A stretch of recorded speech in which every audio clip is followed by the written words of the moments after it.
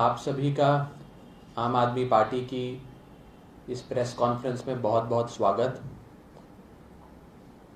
पंजाब के मुख्यमंत्री आदरणीय चन्नी साहब ने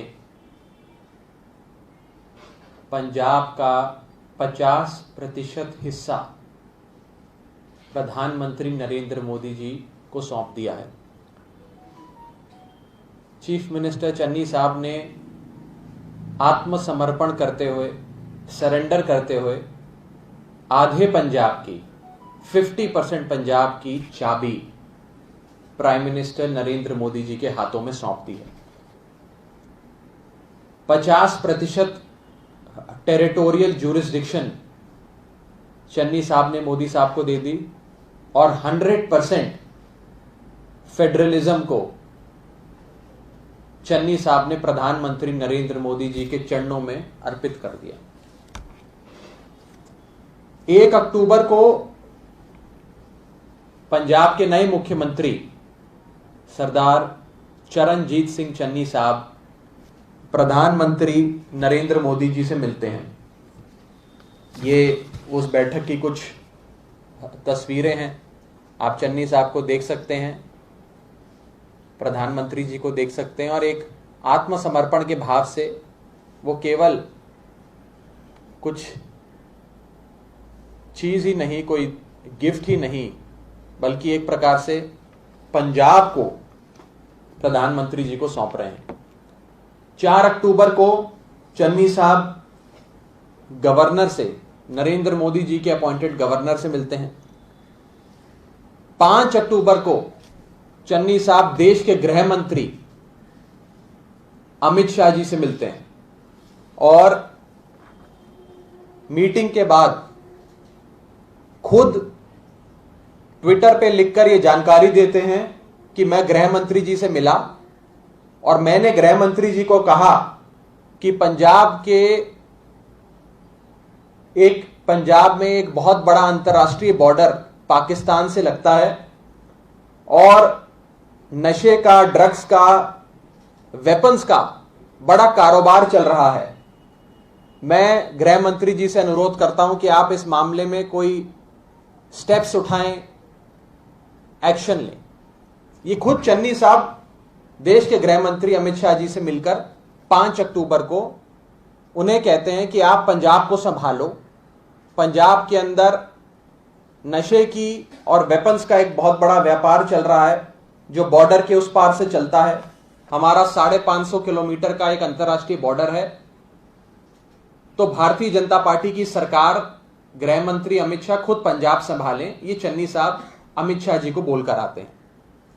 आप क्रोनोलॉजी समझिए। 1 अक्टूबर को चन्नी साहब मोदी जी से मिलकर कहते हैं आप पंजाब संभालिए। 4 अक्टूबर को चन्नी साहब गवर्नर से मिलकर यही बात कहते हैं और 5 अक्टूबर को पंजाब के मुख्यमंत्री चन्नी साहब देश के गृह मंत्री से मिलकर यह बात कहते हैं, जिसकी जानकारी उन्होंने खुद दी। ये कोई स्पेक्युलेटिव या कंजेक्चर नहीं है, ये चन्नी साहब ने खुद ये बात कही। और 14 अक्टूबर को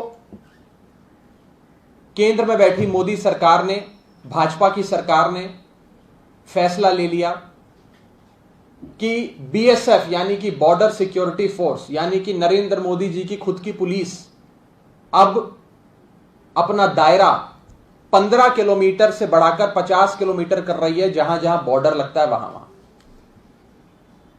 जहां बॉर्डर से 15 किलोमीटर भीतर तक ही केवल बॉर्डर सिक्योरिटी फोर्स यानी कि बीएसएफ पुलिस का दायरा होता था, उसे 15 किलोमीटर से बढ़ाकर 50 किलोमीटर कर दिया। ये 15 किलोमीटर से बढ़ाकर 50 किलोमीटर, आप इस आंकड़े से समझिए कि कुल मिलाकर पंजाब की पूरी क्षेत्रफल, पूरी जमीन 50,362 स्क्वायर किलोमीटर है। कुल पंजाब की क्षेत्रफल 50,362 स्क्वायर किलोमीटर और बीएसएफ का यह दायरा बढ़ने से इस 50,362 स्क्वायर किलोमीटर में से 27,600 किलोमीटर, यानी कि आधे से भी ज्यादा 27,600 किलोमीटर अब नरेंद्र मोदी जी की पुलिस के अधीन आ गया। यानी कि पंजाब का 50% से अधिक इलाका, एरिया, क्षेत्रफल अब पंजाब का या पंजाब पुलिस का नहीं रहा।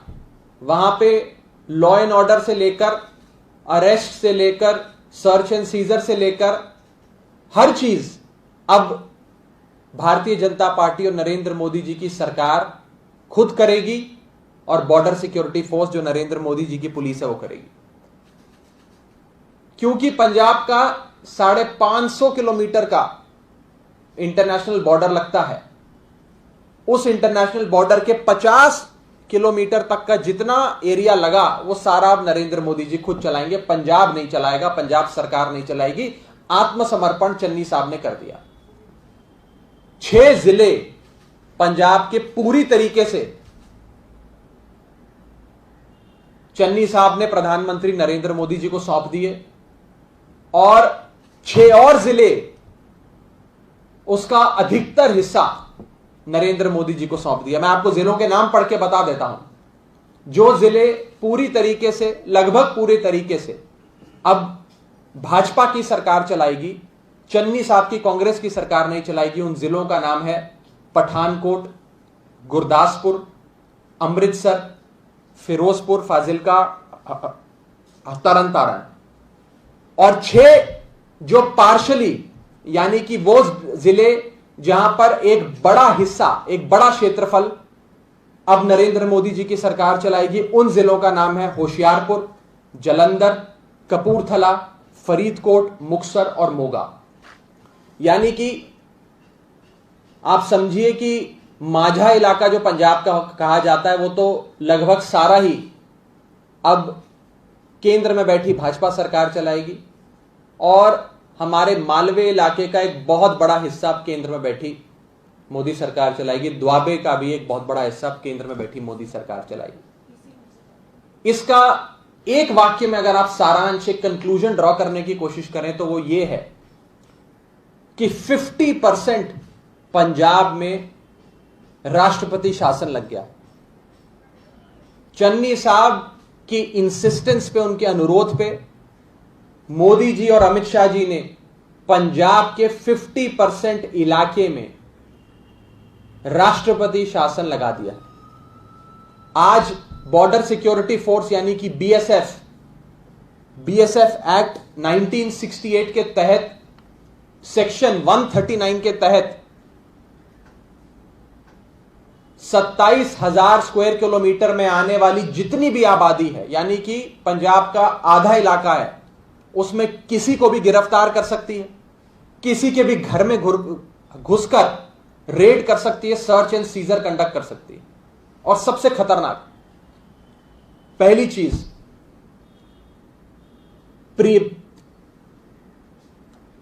अरेस्ट जो बीएसएफ करेगी वो अरेस्ट क्राइम से पहले भी किया जा सकता है, यानी कि प्रिवेंटिव अरेस्ट।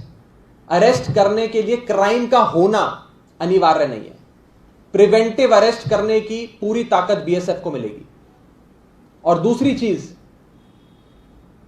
लोकल पुलिस जो है पंजाब की, उसका इस पूरी प्रक्रिया में कोई हस्तक्षेप, भागीदारी नहीं होगी।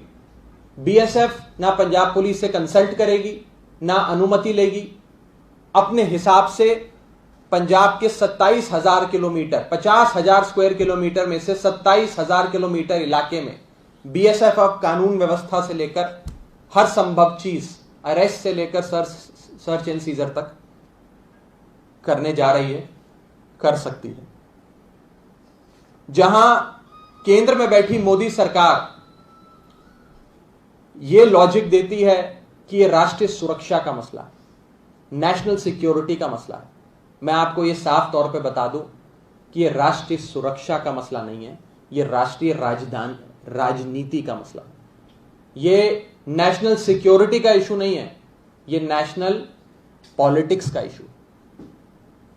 क्योंकि अगर यह राष्ट्रीय सुरक्षा का विषय होता तो अभी 3,000 किलो हेरोइन गुजरात में पकड़ी गई, गुजरात के एक पोर्ट पर पकड़ी गई, वहां पर बीएसएफ का दायरा बढ़ाया नहीं गया, बल्कि बीएसएफ का दायरा घटा दिया गया। 3000 किलो कोई छोटा मामूली अमाउंट नहीं होता। 3000 किलो गुजरात के एक पोर्ट पे अफीम पकड़ी गई, हेरोइन पकड़ी गई। उसके बाद गुजरात का बीएसएफ का दायरा 80 किलोमीटर से घटाकर 50 किलोमीटर कर दिया, यानी कि 37.5% डिक्रीज कर दिया उन्होंने अपनी ज्यूरिसडिक्शन, बीएसएफ ने। लेकिन पंजाब में ज्यूरिसडिक्शन को 15 किलोमीटर से 50 किलोमीटर इंक्रीज कर दिया। अगर यह राष्ट्रीय सुरक्षा का मसला होता तो गुजरात में भी आपको बीएसएफ, जहां भाजपा की सरकार है, वहां पर भी बीएसएफ का दायरा बढ़ाना चाहिए था, ज्यूरिसडिक्शन बढ़ाना चाहिए था, अधिकार क्षेत्र बढ़ाना चाहिए था। इसीलिए यह राष्ट्रीय सुरक्षा का नहीं, राष्ट्रीय राजनीति का मसला है। यह नेशनल सिक्योरिटी का नहीं, नेशनल पॉलिटिक्स का इशू है। इसीलिए आज नरेंद्र मोदी जी की सरकार ने और चन्नी सरकार ने एक मैच फिक्सिंग के तहत पंजाब के आधे इलाके में राष्ट्रपति शासन लगा दिया, यानी कि आधे पंजाब की चाबी चन्नी साहब खुद नरेंद्र मोदी जी को सौंप कर आए हैं। मैं पंजाब के मुख्यमंत्री चन्नी साहब से पूछना चाहता हूं कि आपकी प्रधानमंत्री मोदी जी से क्या डील हुई? पंजाब का 50% 50% इलाका आप मोदी जी की झोली में डालकर आए। उस झोली में डालने के बाद आपको क्या मिला? आपकी क्या डील प्रधानमंत्री नरेंद्र मोदी जी से और बीजेपी से हुई है? ये फेडरल स्ट्रक्चर पे, देश के संघीय ढांचे पे सीधा प्रहार है, इनडायरेक्ट अटैक नहीं है, डायरेक्ट अटैक है।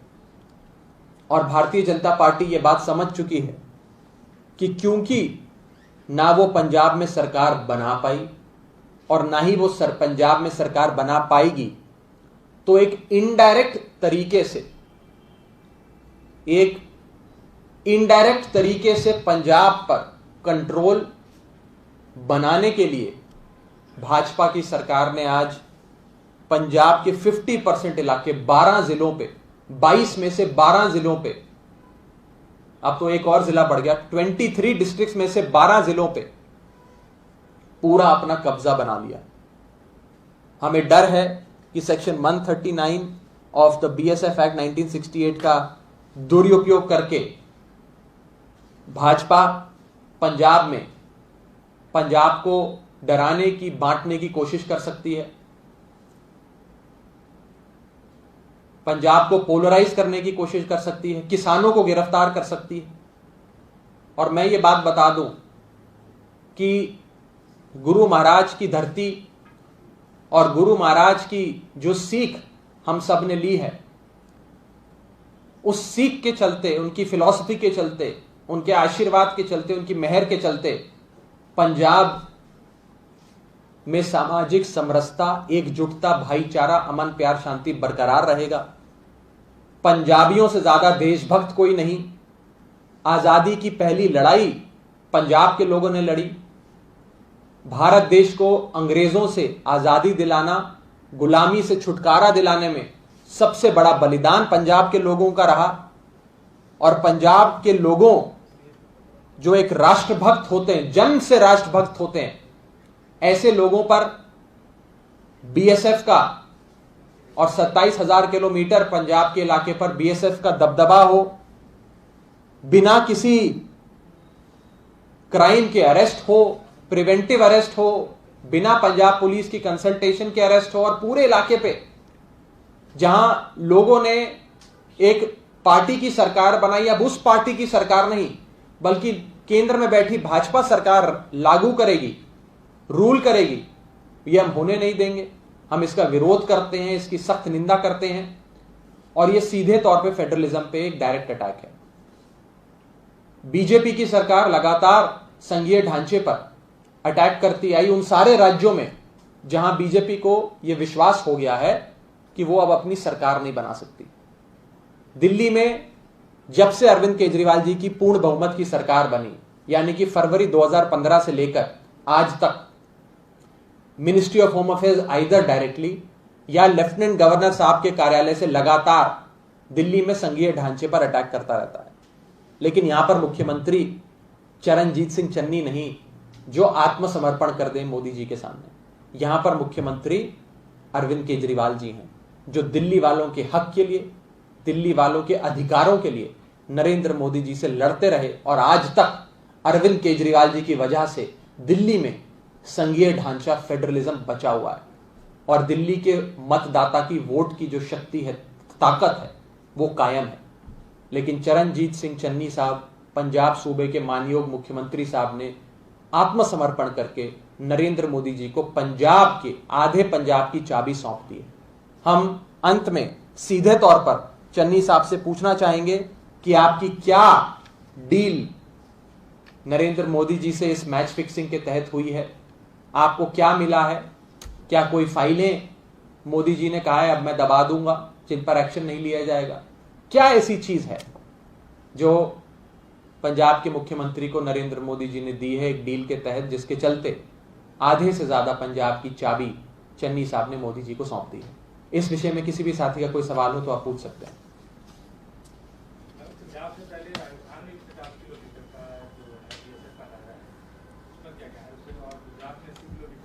देखिए, मैं आपको क्रोनोलॉजी समझा रहा हूं कि पंजाब के मुख्यमंत्री प्रधानमंत्री जी से मिलते हैं, गृह मंत्री से मिलते हैं और मिलकर ये मांग करते हैं और खुद जनता को सूचना देते हैं कि मैं मांग करके आया हूं कि यहां वेपन्स आ रहे हैं, ड्रग्स आ रहे हैं, आप कोई एक्शन लो। एक्शन ले लिया मोदी जी ने। ये तो खुद चाबियां छोड़कर आए पंजाब की। क्या पंजाब पुलिस या पंजाब स्टेट एडमिनिस्ट्रेशन जो भारत का अभिन्न अंग है, हम राष्ट्रभक्त लोग हैं, क्या पंजाब की सरकार पंजाब की सुरक्षा, देश की सुरक्षा नहीं कर सकती? सारी फौज, इंडियन आर्मी में पंजाब के किसान के बेटे भर्ती होते हैं, अपना सर कटवा देते हैं भारत माता की रक्षा करने के लिए। क्या पंजाब की देशभक्ति पे भाजपा को सवाल है? क्या पंजाब की स्टेट एडमिनिस्ट्रेशन पे, पंजाब पुलिस पर भाजपा को कोई डाउट है? और ये तो खुद आत्मसमर्पण करके आए चन्नी साहब। आज से पहले कभी, आप राजस्थान और अन्य राज्यों का उदाहरण दे रहे हैं, कोई किसी राज्य का मुख्यमंत्री जाकर देश के गृह मंत्री को या प्रधानमंत्री को यह कहता है कि आप मेरा आधा सूबा ले लीजिए, मैं अपना आधा स्टेट आपको देना चाहता हूं क्योंकि मैं नहीं चला पा रहा? ये तो पहली बार हो रहा है भारत में। ये फेडरल स्ट्रक्चर पे जो हमला हुआ है, इसके जितने जिम्मेदार मोदी जी और अमित शाह जी हैं, उससे ज्यादा जिम्मेदार सरदार चरणजीत सिंह चन्नी पंजाब के मानयोग मुख्यमंत्री साहब हैं। इन्होंने इनवाइट किया है मोदी जी को पंजाब आने के लिए कि आप आओ और आधा पंजाब आप चलाओ, मैं आधे में ही खुश हूं, आधा आप चलाओ। और इन रिटर्न चन्नी साहब को क्या मिला, क्या डील हुई? हम इस पे सवाल खड़ा करते हैं और इस अटैक पर, पंजाब पर जो अटैक किया है मोदी जी की सरकार ने, केंद्र में बैठी सरकार ने, उसकी घोर निंदा करते हैं। और कोई सवाल किसी? बहुत बहुत शुक्रिया, थैंक यू। उस पर अभी इसके बाद थैंक यू।